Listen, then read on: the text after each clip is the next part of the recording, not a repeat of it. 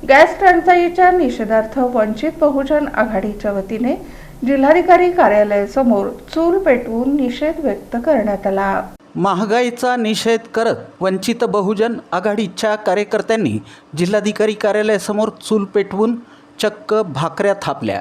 या प्रतिकात्मक आंदोलनाच्या माध्यमातून जिल्हा प्रशासनाचं लक्ष वेधून घेण्यात आलं। जिल्हाधिकारी कार्यालयासमोर राज्यभरातील गॅस टंचाईच्या निषेधार्थ वंचित बहुजन आघाडीच्या वतीनं जिल्हाधिकारी कार्यालयासमोर अनोखं आंदोलन करण्यात आलं। नरेंद्र कब मिलेगा सिलेंडर या घोषणांनी लक्ष वेधून घेण्यात आलं। जिल्हाधिकारी कार्यालयाच्या प्रवेशद्वारालगत चूल पेटवून कार्यकर्त्यांनी चक्क भाकऱ्या थापल्या।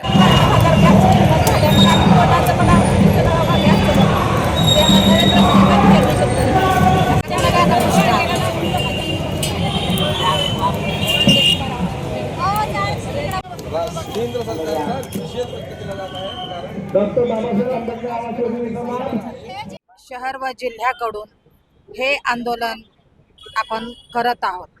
तर नरेंद्र मोदी साहेबांना स्वतःचं घरदार नाहीये, स्वतःला बायको लेकरं नाहीयेत, तर तो देशाचा काय विचार करणार आहे? अरे इराण इराकचं युद्ध चाललेलं आहे। पाकिस्तानच्या वेळेस त्यावेळेस इराण इराकचे अध्यक्ष काय म्हणले की काश्मीर हा भारताचा भाग आहे, त्यांनी आपली बाजू घेतली होती। आता तू तिथं जाऊन अमेरिकेत जाऊन मुजरा करा लागला, त्यांच्या तालावर तू नाचा लागला आणि देशातल्या लोकांना तू वेटीस धरा लागला। तुला थोडं तरी काहीतरी भान पाहिजे।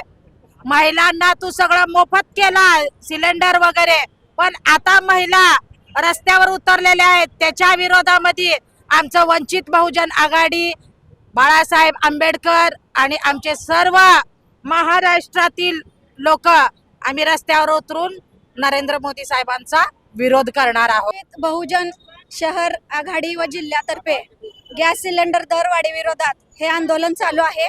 येथे आम्ही चुलीवर भाकऱ्या करून जे ह्याच्या आधी सांगितलं होतं, निवडणुकीच्या आधी नरेंद्र मोदी पंतप्रधान होण्याच्या आधी सांगितलं होता की महिलांना धुरामुळे खूप त्रास होत आहे, त्यांचं आरोग्य बिघडत आहे, त्यामुळे उज्ज्वला गॅसची त्यांनी सबसिडी वगैरे तयार करून सगळ्यांच्या घरात सिलेंडर पोहोचवलं।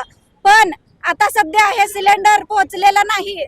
फक्त 21 दिवसाची केवायसी असताना, 21 दिवसांनी गॅस सिलेंडर मिळत असताना ह्यांनी 25 दिवस केलेले आहेत। 25 दिवसांनी हे गॅस मिळत नाही।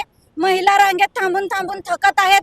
परीक्षेचा काळ आहे, विद्यार्थ्यांना परीक्षांना पाठवायचं का गॅसच्या लाईनीत थांबायचं महिलांनी? अशी कसोटी महिलांची वाढत आहे आणि ह्याची सगळी जबाबदारी नरेंद्र मोदीची आहे। नरेंद्र मोदींनी विचार न करता घेतलेल्या निर्णयाचा फटका आमच्यासारख्या महिलांना पडत आहे आणि विद्यार्थ्यांचं नुकसान होत आहे, महिलांचं नुकसान होत आहे। आता चुलीवर स्वयंपाक करण्याशिवाय पर्याय नाही।